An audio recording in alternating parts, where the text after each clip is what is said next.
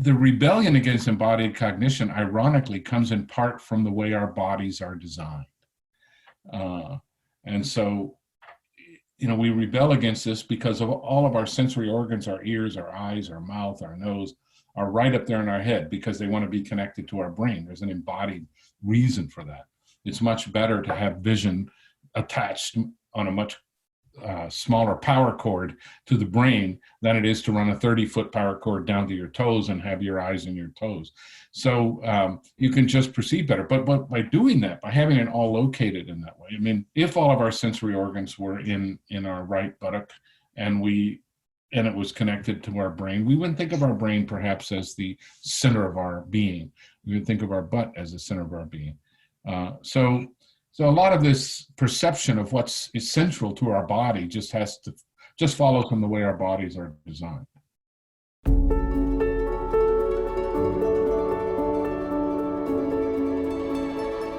Welcome to The Story of Language, an original podcast series about language, linguistics, cognition, and culture.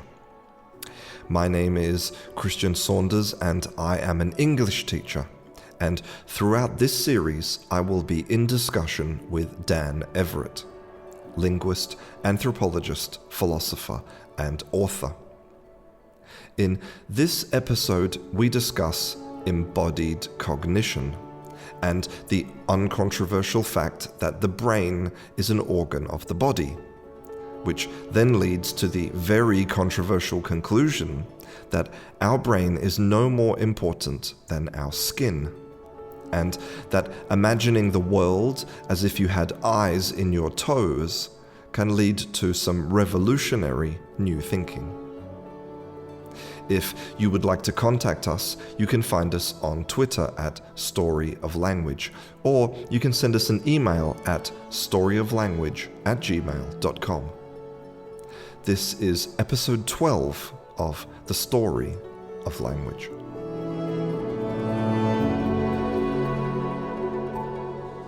I think we should probably start with the very obvious question, which is, what is embodied cognition? Embodied cognition is the uncontroversial idea that our brains are organs of our body. It starts with that very uncontroversial idea.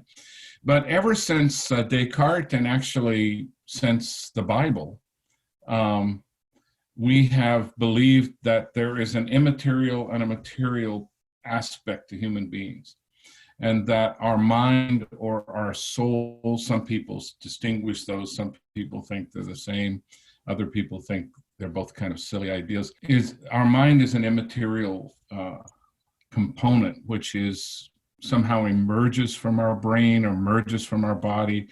And this goes back to Descartes, who argued that the mind was what distinguished humans from other creatures, and that no other creature had a mind, and therefore they were just meat machines. And we see this in a lot of science fiction today, and a lot of talk that otherwise serious scientists do. And it's not totally trivial either, but so you have films like The Matrix, which is an entire film series based on this brain in a vat kind of idea, that we can actually have minds without bodies, and we couldn't tell the difference if that were the case. And so we could actually be controlled by a vast computer network or matrix that it keeps us in line and uses us to power the computer. There's also another aspect of that you see in a movie like Johnny Depp's Transcendence, which is the idea that since my mind is the software that runs within the hardware of my body, well, just like for a computer, the software can run on many different platforms. And so my body is just one possible platform. And therefore, if I start to die and we have the technology, we can just upload my software, my brain, my mind, my experiences to a computer. But embodied cognition says that really those are not possible scenarios. When your body dies, you're dead. There's no way to get around that. You might preserve, a few memories in a robot somewhere, but it's not you. It's a tin can walking around that doesn't think like you. So there's a lot of debate about this. And so, and it's the same kind of debate we had when the first programmable computing languages came out, such as Lisp. And you had people like Herb Simon, whom I respect very much. He was an occasional colleague when I was in Pittsburgh, and I was on the computational linguistics program, which was a joint program between the University of Pittsburgh and Carnegie Mellon. And Herb Simon was at Carnegie Mellon, and once in a while he would come by these meetings. Nobel Prize winning economist and pioneer in psychology and computer science. And he said, well, when a computer is working, it's not simulating thinking. I mean, it is thinking. It's just thinking. So there's artificial intelligence. It's really just intelligence. I mean, so a lot of people feel this way. So the idea of embodied cognition is that our minds, our brains are ways of talking about our brains when we don't fully understand how our brains work. That's my view of the mind, and it's not just mine. So mind, whenever I mention mind, I'm simply revealing my ignorance about the brain. One of the first people to really address this in a challenging way that has puzzled a lot of philosophers or challenged them is one of my favorite philosophers, one of the smartest philosophers, best philosophers, in my opinion, of the 20th century, was Hilary Putnam.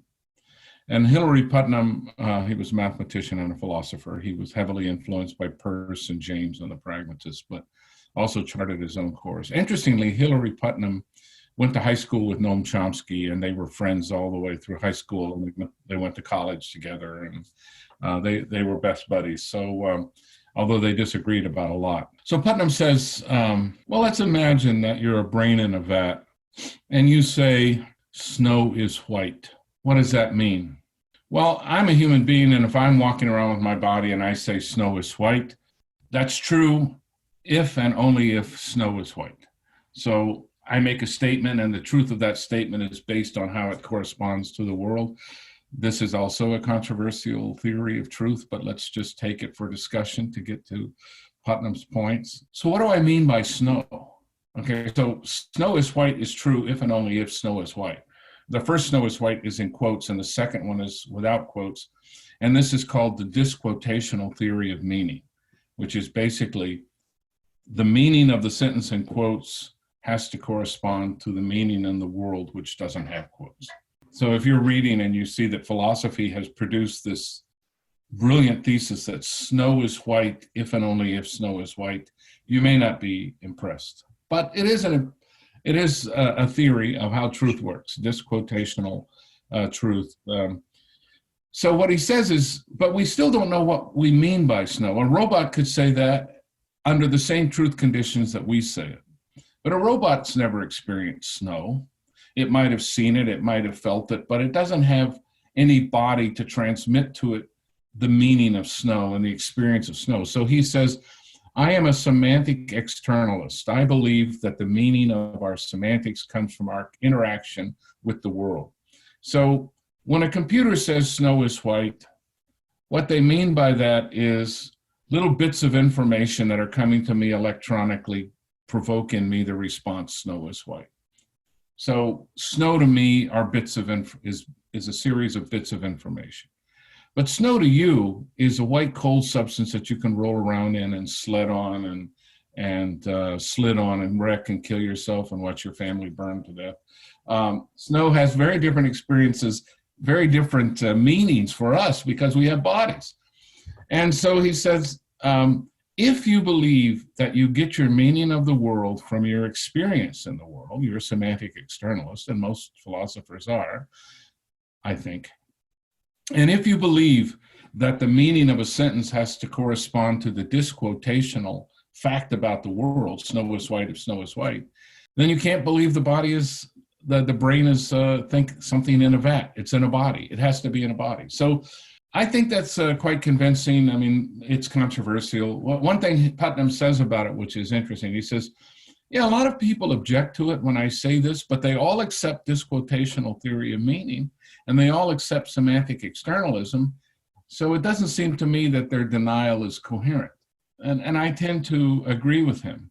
if he's established anything through that argument, it is that we know the world because we have a body and not because we're a mind or a brain in a vat. So that's a first major step. And what it means is you can't upload your mind because there is no such thing. It's just a brain. And we see this in some obvious ways that are often not reflected upon, so for example, if a student takes a test when they're ill, their score is probably going to be below par. That's because their brain is affected by their body. It's built into their body and you can't think without it. So what we've established is that we need a body to have a brain. We need a body to learn about the world. But what does that mean about what's in the brain? Okay. Are there representations in the brain? Are there symbolic representations in the brain? Or is the brain no more symbolic than the kidney? And does it just have neuroelectronic firings that are causing us to think we're thinking or to have the things that we have? So maybe snow to me is nothing more. So it's to a computer, a snow is just electronic bits, and to me, snow is just electronic bits mixed with some chemistry in my brain.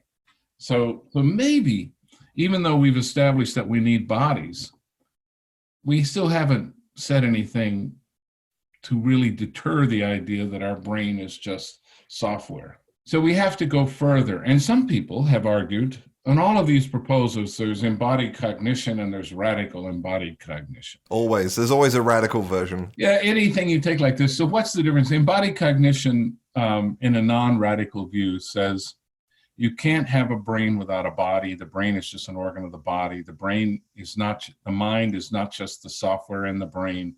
The brain is a concrete entity, and that's all you need to talk about. I might place, inaccurately perhaps, but my first guess is that someone like Patricia Churchland would be someone who finds embodied cognition makes a lot of sense, but she's not radical. I could be totally wrong. She could call me tomorrow and say, yes, I'm a radical embodied cognitive science. So then the radical ones, and I won't mention any names, although the name Chimero does come to mind. The radical embodied cognition, people believe there are no symbols. There's no representation in the brain. The brain and the body together resonate with their environment to produce certain kinds of actions. And there are, Rick Grush, actually, a philosopher who used to be my colleague at the University of Pittsburgh and then moved to the University of California, San Diego. Rick Grush has come up with some interesting mathematical models for how this might work.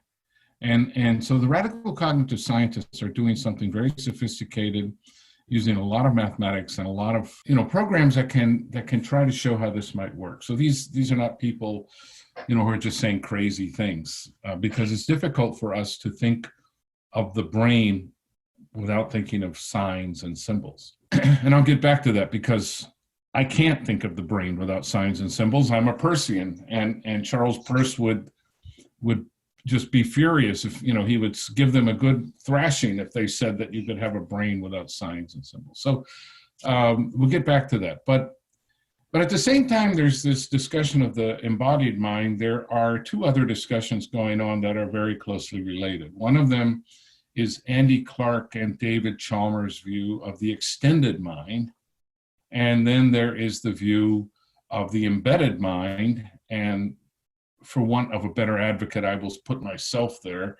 So I start off Dark Matter of the Mind with the question, with the statement that what's most important is not what is in the mind, but what is the mind in? What culture is the mind in? All right, so extended cognition is largely the idea that I can offload some of my cognitive tasks to things around me, like my iPhone. I could try to remember all the telephone numbers. And at one time in my life, I had to remember all the telephone numbers. So I didn't have many friends because it wouldn't have done me any good. I couldn't have called them anyway. Now I have this vast number of friends. And so it takes about, 1 bit on my iPhone. We offload these. I used to have to worry about reading a map and remembering the directions to get somewhere. And half the time now, like I'm going to go camping tomorrow and I haven't looked at a map. I have no idea where this place is. I just know that I'm going to key it into my GPS on my Ford pickup, and it's going to take me there. So my phone, in that sense, is an extension of my mind. We already have this in the body, as David Chalmers points out. So somebody who's lost a leg and gets, an artificial limb has extended their body. That limb is integrated into their body, and now their body is, it's difficult to use the word handicapped anymore, simply because we have the technology to make you unhandicapped. Not in every way, but Pistorius, was that his name? The guy who... Yeah, the South African guy, yeah. He, with artificial limbs, he could outrun a lot of people who didn't have artificial limbs, who had real athlete legs. This was his body. Those were part of his body. And so we already have the notion of extended body. And so extended mind is sort of that. Now, there's another aspect of extended mind. So one is my mind is a pencil. Even Peirce talked about this. Charles Peirce talked about the pen and paper being part of my mind. And when I leave things on paper, I've left mind droppings.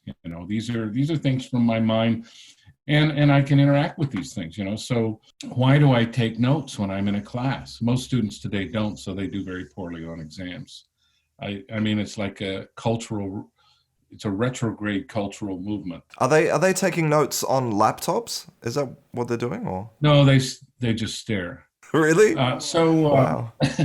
Yeah, they're hoping that I'm going to give them, and I do actually. I am an enabler because I give them PowerPoints of my lectures, and my lectures are recorded. So they're using the computer, and my willingness to give up my time that I could be using for creating groovy kinds of things to just, putting down these words that I develop for class. Anyway, so they're using the computer as part of their extended mind. And we're and we all do this now. We have these notes. So I look at my notes. Or for example, I go to my diary, which I try to keep daily, but haven't been for some time. And I look at it, I forgot that I did that, or I forgot that I did this. So my diary becomes an extension of my mind. It's memory, and it's causally connected with my mind, because reading my diary can lead me to think evaluate myself in new ways, and think of new possible future directions. But as Andy Clark points out, the extended mind is in effect a superclass of embodied mind, because the first place the mind extends to is the body. So the embodied mind is the mind extended through the body. So it's just, and if you look at an octopus, they're the perfect example. We would not be having debates about this if we were all octopi, because they have nerve cells and thinking components in their arms, in their tentacles. So they have a distributed cognition, and in a sense, so do we, but theirs is much more obvious than ours, So the extended mind is a superset of the embodied mind. And then the embedded mind is, in a sense, the extension of the external environment into our brains. So I grew up eating a certain kind of food, and I think that food tastes best. If I grew up eating another kind of food, I would think that food tastes best. I grew up hearing certain kinds of talk, so I grew up thinking that kind of talk is natural. I grew up hearing certain kinds of concepts, certain cultural values. I see certain knowledge structures, and I see certain social roles, and these are the things that I adapt. So my mind is, in a sense, an inverse extension. I am being pierced through my brain with all of these things in the external world. So my brain extends out to the external world extends into my brain. So we have the extended, the embodied, the embedded mind, and these are all consistent with one another. I suppose it's difficult for me, and maybe this is part of the reason why embodied cognition is controversial, is because no matter how much we can kind of extend our cognition, the brain is always at the center of it in terms of Like even if you have, let's say, muscle memory, like a golf swing or an action that you do at work every day, is that information really stored in the muscle, or is it just so automatic that we don't think about it, but it's still stored in the brain? I mean, it feels like no matter how much we extend it, it's still the center of the universe, so to speak. Yeah, but that applies also to the heart and the circulatory system. So, I have blood going through my fingertips and blood lots of places. And that doesn't take away the fact that if you stab me in the heart, all that other blood doesn't matter. So yeah, if you shoot me in the head, it doesn't matter what I've got on my iPhone. I'm not going to use it anymore. So the brain is an organ and it has functions to play. The fact that you talk about an embodied mind, extended mind, embedded mind, doesn't mean that the brain is irrelevant. It just means that it is an organ in a network that includes the body and the external environment. And it is of course the hub of that network, but so is the heart. I can eat high cholesterol foods and lead my heart to stop. So my heart is connected to the external environment. It's not an autonomous pump in my body, but it's affected by my body and it's affected by the society in which I live. If I grew up in Japanese society, my heart would be less adversely affected by the food that I eat than growing up in Texas. Fried chicken and gravy, to me, is better than sushi, but it's a bad choice. And it's not good for my heart. Eventually, it could kill my heart, but please my brain. So there are all these, there are conflicts even within the organs of our body. But to say that the brain has a function is not to eliminate the possibility that it's embodied. Some of the real controversy emerges when people say, well, I never said that the body couldn't influence the brain, but that's trivial. Everybody knows that. So in what sense is it a real breakthrough to show that the brain is embodied? Well, that's where radical, it's not just the place where radical embodied cognition enters, but when you start to talk about designing robots that can simply, bump into things and then they know not to bump into them anymore. And they do certain things and then they know how to do those things, and yet they don't have a brain, or they don't have a brain that represents things in terms of symbols. And that's really where it comes down to, do we need symbols? If you can design a program that can simulate learning without linguistic representation. So we go back to Jerry Fodor, who died a few years ago and who developed the interesting and I think largely incorrect theory of the language of thought. And the reason I think it's incorrect is not because I don't think we have a language of thought, but because I don't think that its primary component is syntactic composition, is syntax. But let's go ahead and grant that point. So if Jerry Fodor is right, radical embodied cognition cannot be right, because there have to be linguistic-like representations in the brain for us to think. That's what thinking involves. And somebody says, so are you denying thought to my dog because my dog doesn't have language? And Fodor would probably say, as many have said, well, your dog doesn't have an external language, but it has a language of thought. There's no other way. And in that, Fodor agrees with C.S. Peirce, because Peirce would say that all living creatures think through signs.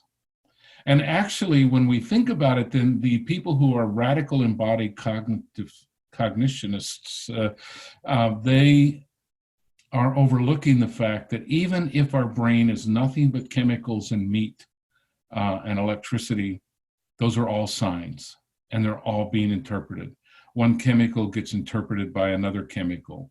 One electric shock, electric spark is interpreted by something else. So the whole world works on the interpretation of signs. It's not simply, the brain is not simply a Rube Goldberg machine.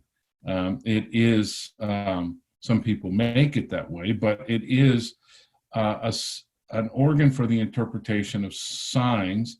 The heart is an organ for the interpretation of signs. The liver is an organ for interpretation of signs. But what makes the brain different is that it actually offers up a symbolic interpretation of what it's doing. It can. I suppose that, and this is a question I have for you, but I suppose that I've just been conditioned to believe that, me, who I am, everything about me is stored in my brain.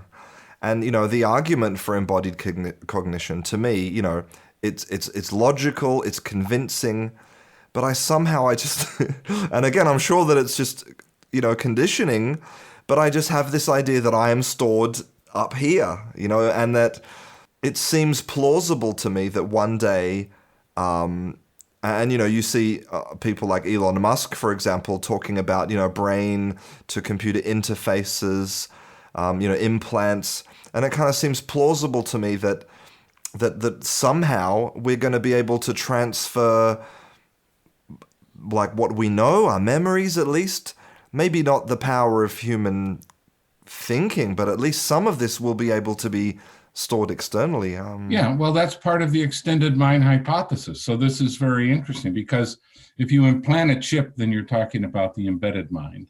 And if you upload part of your memory, then you're talking about the extended mind. I already upload memories of mine by typing them into the computer. So that's not impossible. Well, what the embodied mind would deny is the ability to, whatever I upload to the computer, it doesn't wind up being me. There's a gestalt here that is me, and it's not going to be captured apart from my body.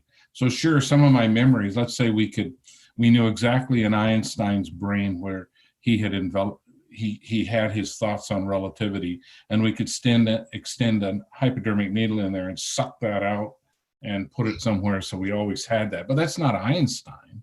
That's just the part of his brain that thought about, and somebody, well, you could suck out the whole brain. Well, not really, you couldn't. I think a lot of these impressions about ourself being in our brain is where our eyes are. Our eyes are real close, are in our head. So we see the world through there and we think through there. But if our eyes were in our butt and we had to walk around looking through our butts, we might not have the same attitude towards our brain and our head. We might think, all my consciousness is in my butt because that's where I'm getting my visual images, and that's my perspective of the world, perished the thought. Or our toes, or our chest, or our nipples. If our nipples were just eyes, and we had to walk around bare-chested looking at the world through our nipples, and our faces were just had a mouth and a nose, and that's all. Or if our nose were in our elbow and our mouth were in our, on our stomach, we would have very different ideas. It's just that it turns out that the human head, which is the result of tens of millions of years of evolution and modification, has evolved the way it has to fit the brain in it. And the brain is an incredibly important organ for us. It consumes 25% of all the calories that we consume. 20 to 25% go to the brain. So since I have a very powerful brain, I say that I can always eat more than anybody else. But unfortunately, that's not how it works. And if I'm thinking really hard, I'm not burning any more calories, unfortunately, if I'm playing a video game or watching television. So there's no point in thinking hard, just watch television. But what is the tradition that this comes from, the idea of the mind being in the brain? I mean, was Aristotle, the first person to promote this idea, or is it older than that? I mean, well, Descartes said the mind was in the pituitary gland. That's wrong, by the way. So that was his guess. It's Aristotle didn't think the mind was in the brain. I mean, the brain, the ancient Egyptians sucked the brain out. They didn't think that was that important for the transportation to the netherworld. This could be a comment on the quality of their pharaohs, but basically, it's just they didn't identify it with, we've identified various organs of the body with our being, the heart and the liver and the brain. We know today that the cognitive processes take place largely and primarily and are controlled by the brain. But that was not always the case. Now, the first person in the Western world to talk about cognitive processes, this is one reason it really irritates me when we hear about 1956 being the cognitive revolution. There never was a cognitive revolution. Aristotle had us thinking about cognitive processes. Locke had us thinking about cognitive processes. David Hume, Bishop Berkeley, William James, Charles Sanders Peirce, Frege, Russell, everybody was thinking about cognitive processes. But then at the time, there was radical behaviorism, not just behaviorism, but radical behaviorism, as developed by B.F. Skinner. And he said, there's something in the head, but we can't see it. I can't see the mind. And so I'm going to study the things I can see, and what I can see are human behaviors. And if I can predict people's behaviors, then I don't need to study the mind.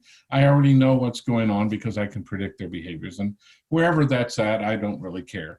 And that's radical behaviorism. It's certainly not the Association for the American Behavioral Association, ABA, still has an annual B.F. Skinner lecture, and I gave it a few years ago. It was attended by over 1,000 people, which was a small subset of the conference.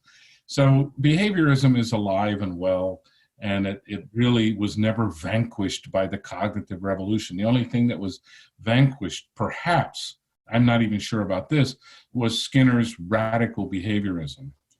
But cognition is obviously very important. It's an old, ancient tradition in the West, and to a different degree, it is an important tradition in the East, in China.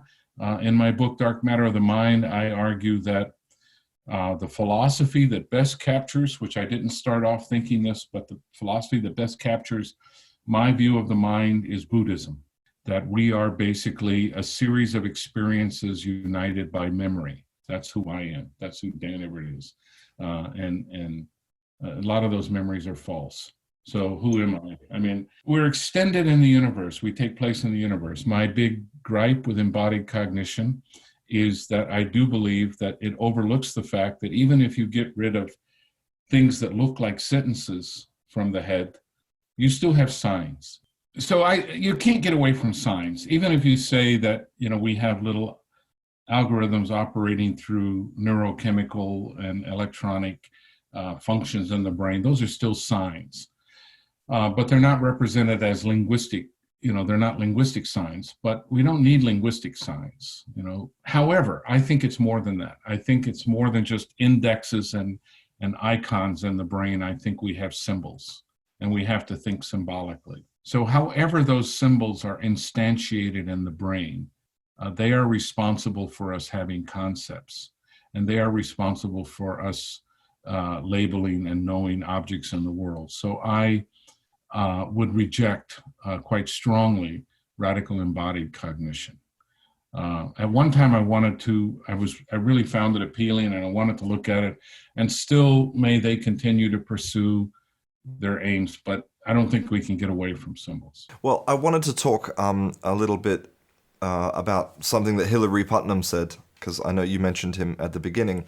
So he was talking about how basically your type of cognition, so human cognition versus dog cognition versus hummingbird cognition, gives you different access to truth in the world. And he said, to claim that we have direct access to and conscious knowledge of an objective reality, i.e. a God's eye view of the world, is wrong-headed.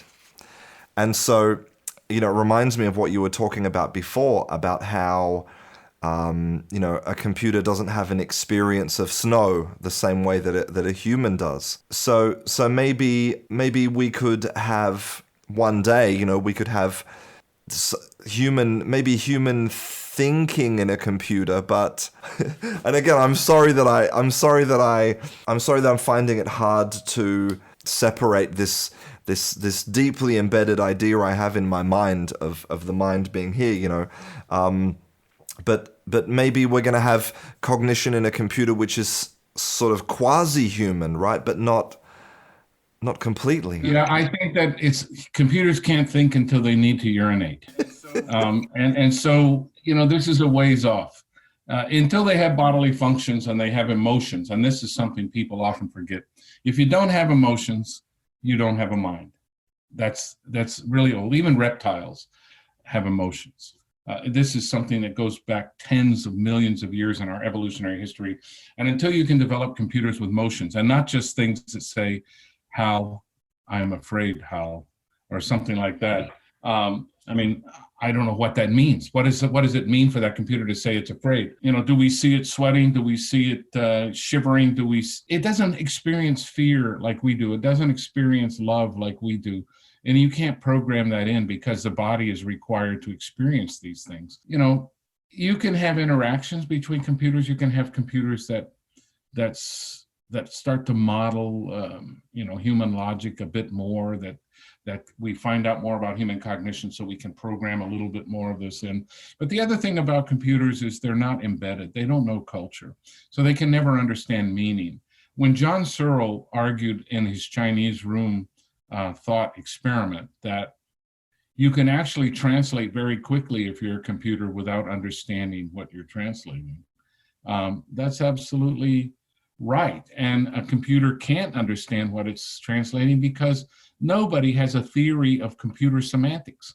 There's no way for a computer to generate or understand things with semantics like we do. So, and that's because they don't understand culture. So another example that Searle gave was in what he calls the background, what I call dark matter of the mind, which I think is a little bit more elaborate than his background. But you get a computer that can follow a script and say a man walks into a restaurant, he orders a hamburger, the hamburger arrives and it's burnt. The man stands up, he's angry, and he storms out. And then you ask the computer, did he pay for the hamburger? And the computer says very cleverly, no, he didn't pay for the hamburger. And so all the programmers are really happy. But Searle says, let me ask the computer a question. Did he stick the hamburger in his ear? And the computer says, I don't know. Did he wear it as a hat? I don't know.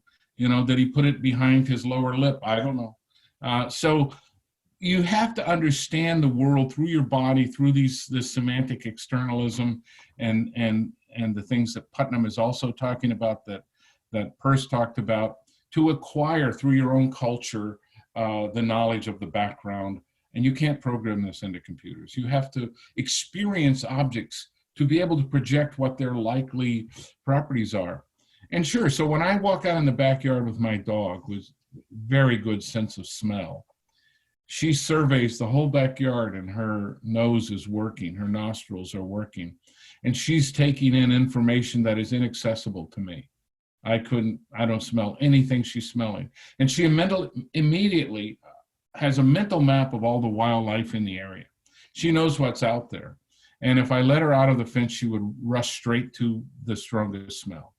But I'm not going to let her out of the fence. But I don't know what's out there. I have no sense of smell. That's why if I walk in the jungle, I would like to have a dog with me. Because the dog, if it's paying attention, and sometimes dogs don't pay attention, but most of the time they are sniffing and they will tell you in advance because they have a different cognitive relationship to the world. I cannot know the truth of smells the way a dog knows the truth of smells, and a dog can't know it the way that a bear does, which has 7 times the olfactory discrimination and distance ability that a dog does. We all have different experiences with the world. I don't, it's like David Foster Wallace's great commencement speech on what is water, and where he, 2 fish, if you ask them how's the water, they probably wouldn't know what water is. What are you talking about? It's just this thing. We don't experience it the same way. It's just the universe. It's like asking us, what does it feel like to live in air? I don't know. I mean, I live in air. I don't know. I would know what it feels like to live in water because I would not live very long, and that would be a very unpleasant experience. But so these things are the results of different bodies and having different cognitive experiences. So our cognition is shaped, and Hilary Putnam is absolutely right about that, by the bodies that we have. Yeah, and I wanted to ask you as well a little bit more about the cultural aspect of this, because as we've kind of talked about before, there are some people who say that language is ambiguous, but normally it's absolutely not ambiguous. It's disambiguated by all of our cultural knowledge and context and all of those things.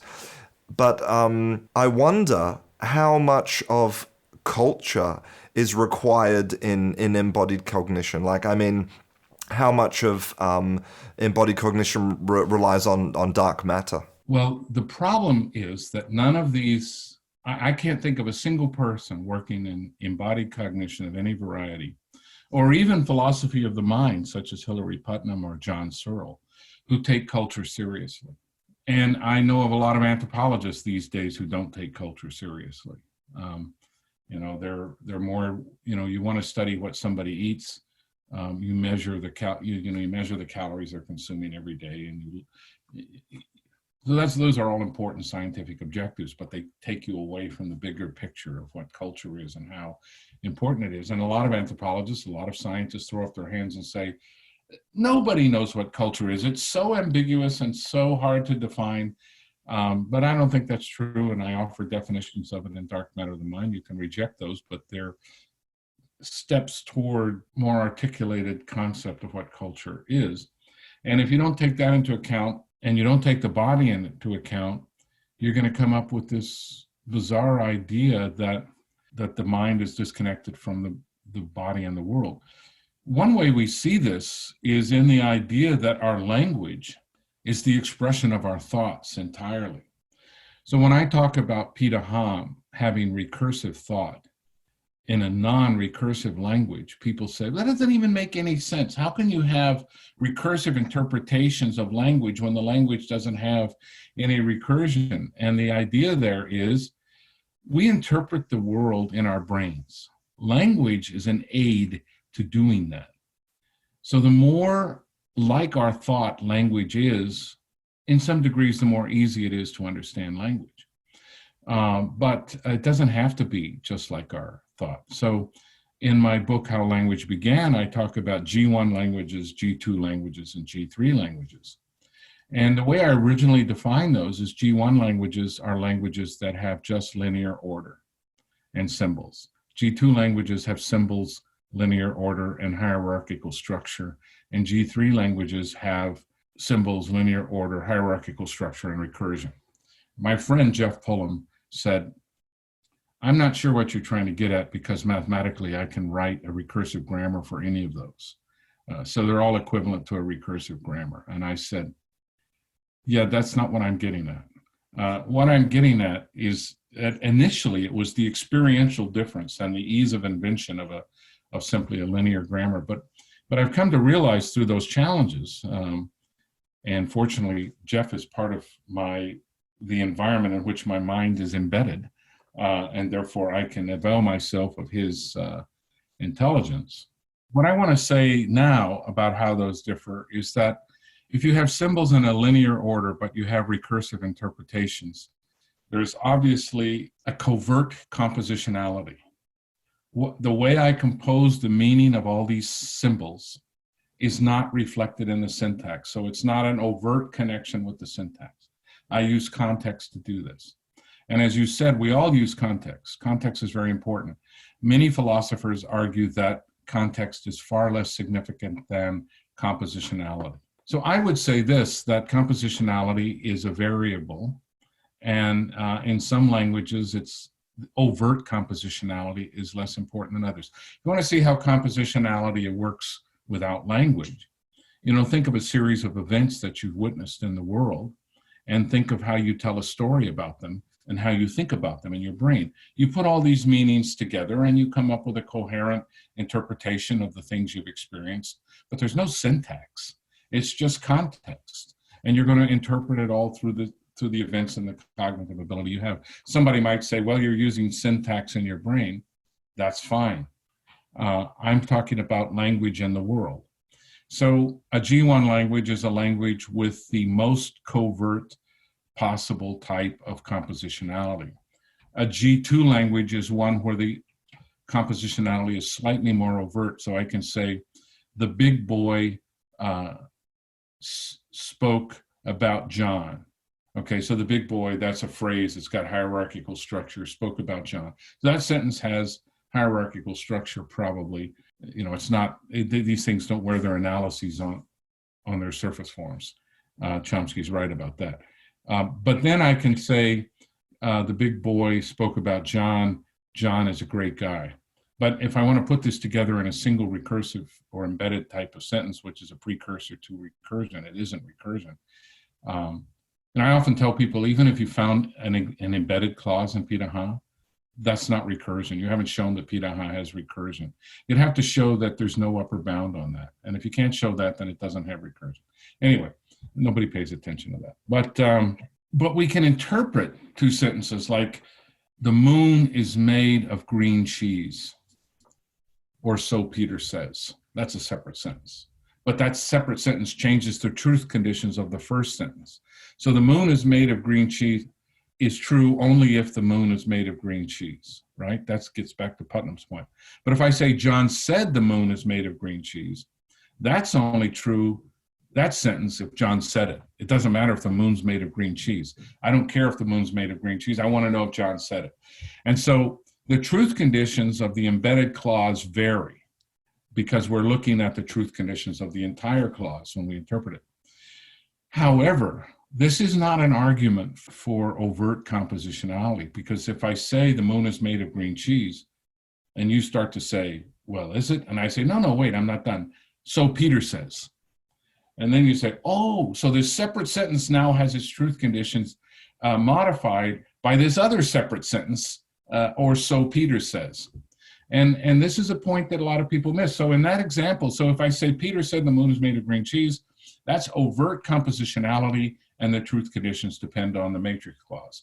But if I say the moon is made of green cheese, or so Peter says, now that's covert compositionality, and the truth conditions are slightly more fluid. But one interpretation is that the moon is made of green cheese. We're not worried about its truth conditions. We're worried about, did Peter in fact say that? This is something that is overlooked by a lot of people. In fact, just about everybody, as far as I can tell. So I'm building this into the new book that I'm writing on overt versus covert compositionality, and the course that I'm going to be teaching for the Brazilian Linguistics Society. This has to do with the type of society that we're in as well.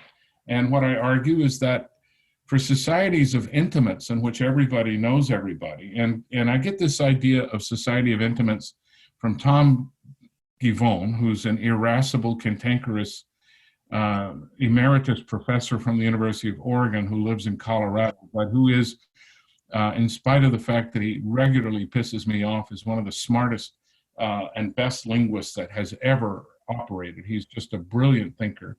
And he has a brand new book out on coherence, and he further expands on his idea, society of intimates, which I used quite a bit in Dark Matter of the Mind. You know, your family and your home is a society of intimates. Everybody knows everybody. You don't have to say as much to your family. They get more contextual information from you than people who don't know you, because they know the context of your life. So the more intimate your society, the less you need to say overtly, and the bigger the role of context. And so, you know, if I know that if I know that you read the Wall Street Journal daily, and you know that I read the Wall Street Journal daily, well, I can talk about the stories in the Wall Street Journal, or I can say, remember what reporter so-and-so said, and you know immediately who that reporter is, and you know what they said. So that's not overt syntax. That's just using the resources of the mind, memory, and the experiences we've internalized. And so the people who claim that compositionality is always required in every language to be fully explicit simply are taking language outside the brain and making it something that it isn't. And therefore, an embodied, embedded cognitive perspective, especially the embedded cognitive perspective, can make more sense of linguistic variation than the idea that language is the true instrument of thought, as opposed to symbols and images and things like this. Language helps thought, and syntax helps symbols, but syntax is not required for symbols, and language is not required for thought. If we're looking at language, you know, today as a kind of slice of time, what I'm wondering is how embodied cognition works over, let's say, geological time, when, like, how much of what you might call context comes from the fact that the language that we use, and maybe even the way that we think, it has been is the result of a continuous process of evolution. So it's not as if the way that we think sprung into being in 2020. You know, it's a result of like you say, millions of years of evolution. So is embodied cognition also perhaps contains kind of historical elements? Absolutely. We can't understand embodied cognition until we understand the evolutionary history of the body that we're talking about. Peirce talked about this a bit. You know, he talked about instincts. And he was sort of agnostic about whether instincts were inborn through the genes or not.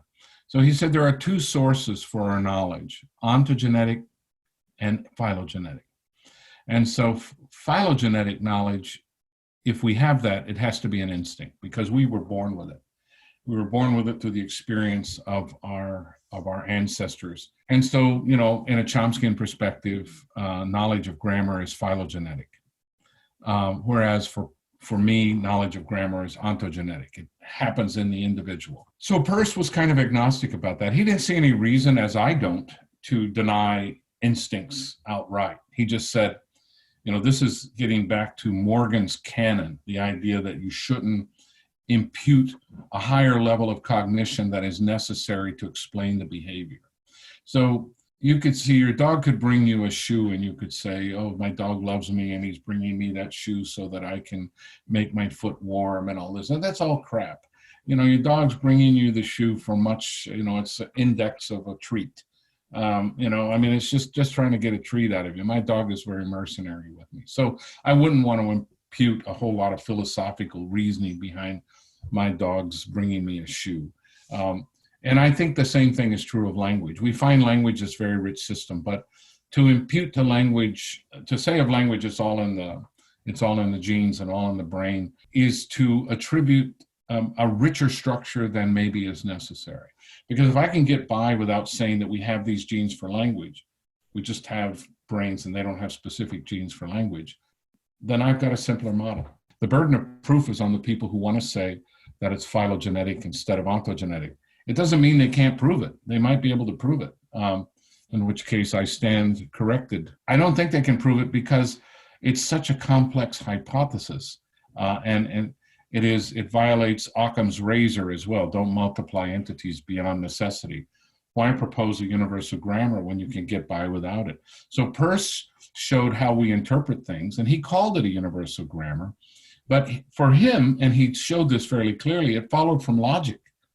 So if you acquire logic, if you have a brain that can think logically, everything else follows. And this is an anathema to people who want to claim that it's all in the genes. So you can say, well, we have logic. Semiosis follows logical principles. Therefore, we don't need anything else. That's one model. And the other model is, yes, we think logically, and language requires logical principles, but it's not enough. We also have to have it in the genes. Well, you just have to provide the evidence for that. And maybe you want to say that it's child language acquisition. This is very interesting. When Jean Piaget studied child language acquisition, he thought of it as embodied cognition, long before there was embodiment. So he talked about the sensory motor stage and how we acquire knowledge of the world and acquire our language via our bodies.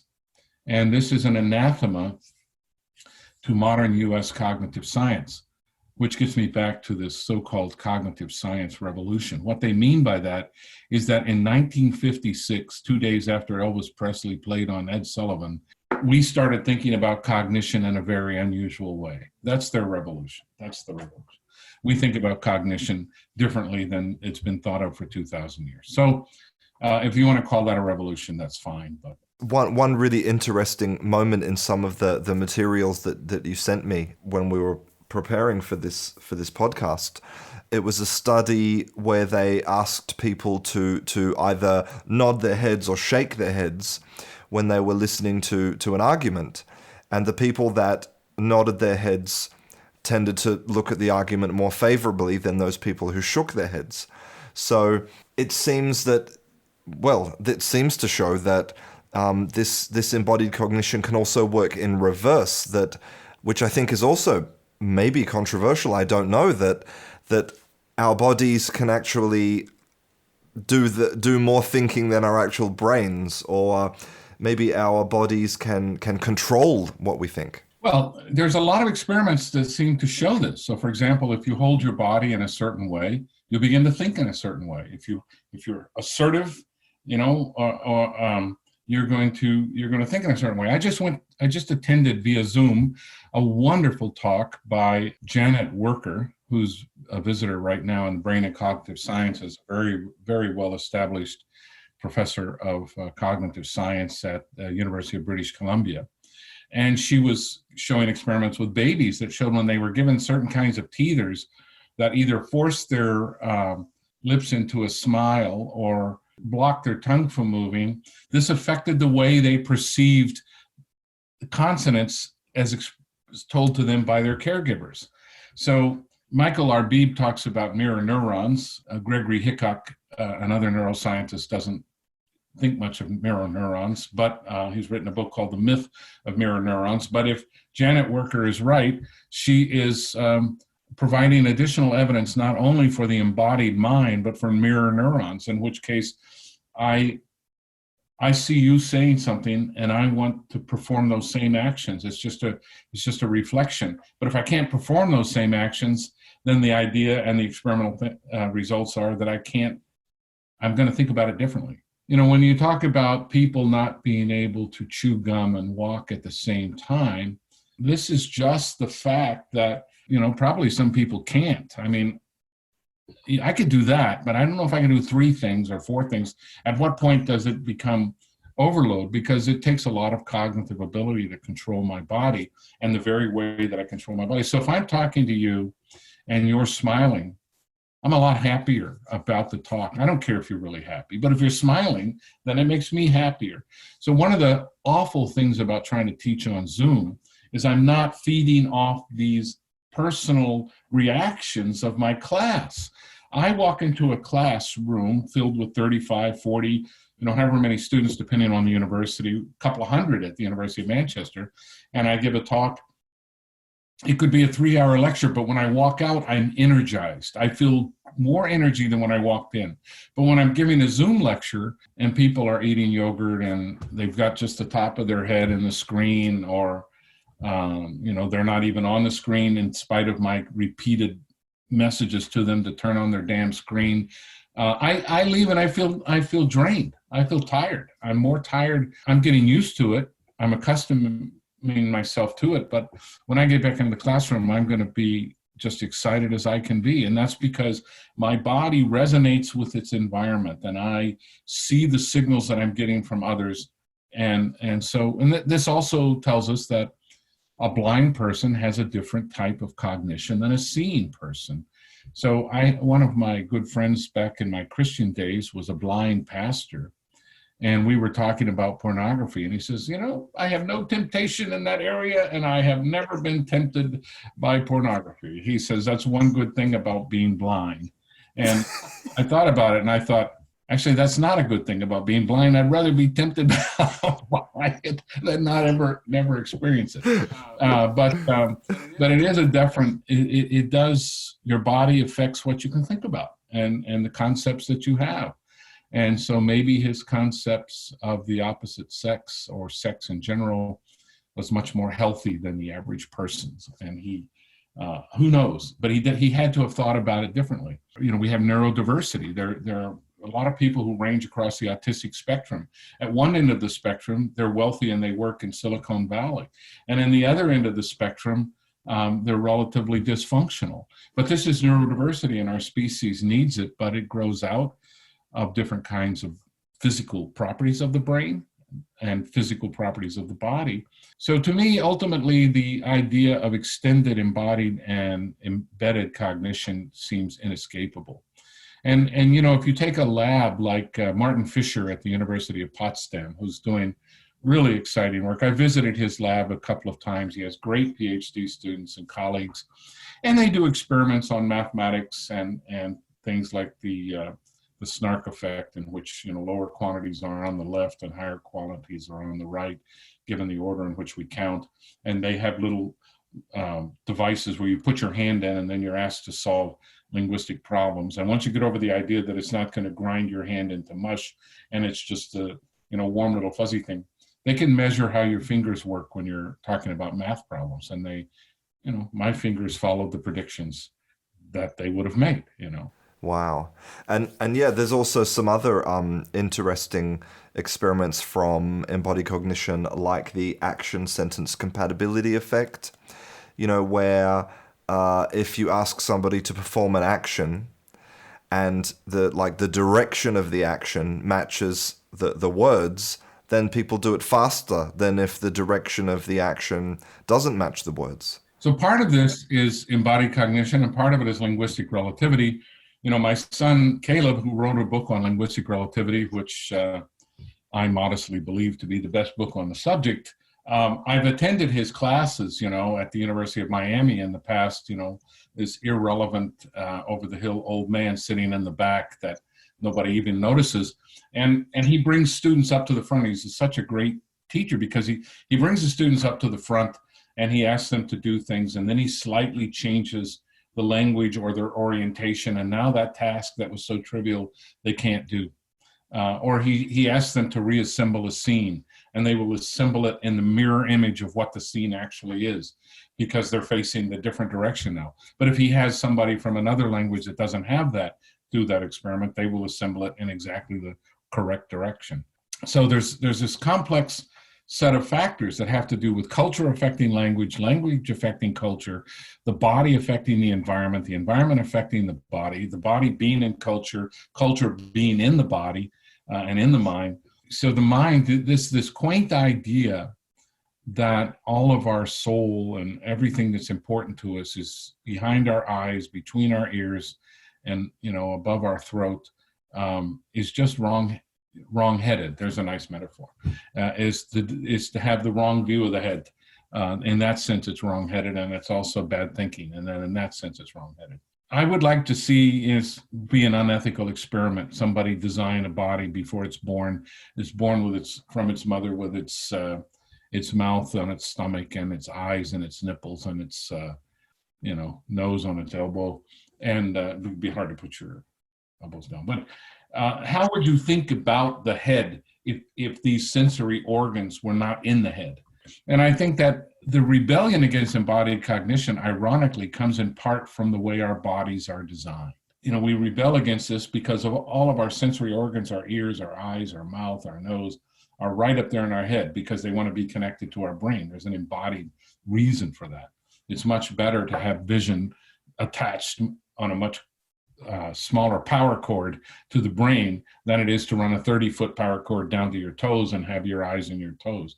So you can just perceive better. But by doing that, by having it all located in that way, I mean, if all of our sensory organs were in our right buttock and it was connected to our brain, we wouldn't think of our brain perhaps as the center of our being.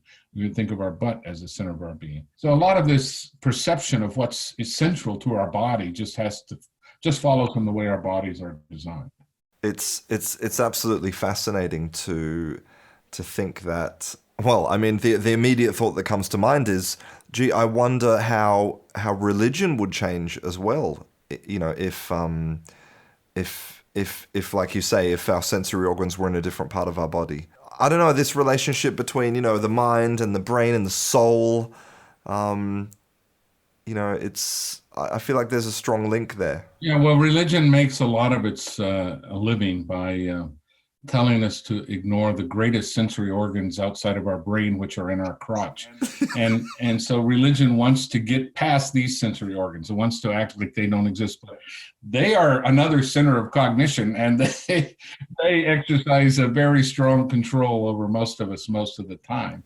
Well, I mean, I laugh, but it's true. I mean, how many good, but probably mostly bad decisions have been made, just because of sex drive. I mean, yeah, and it's not just in the brain. I mean, if you're going to think about sex more if you're not wearing any pants. That's where I'm putting my money.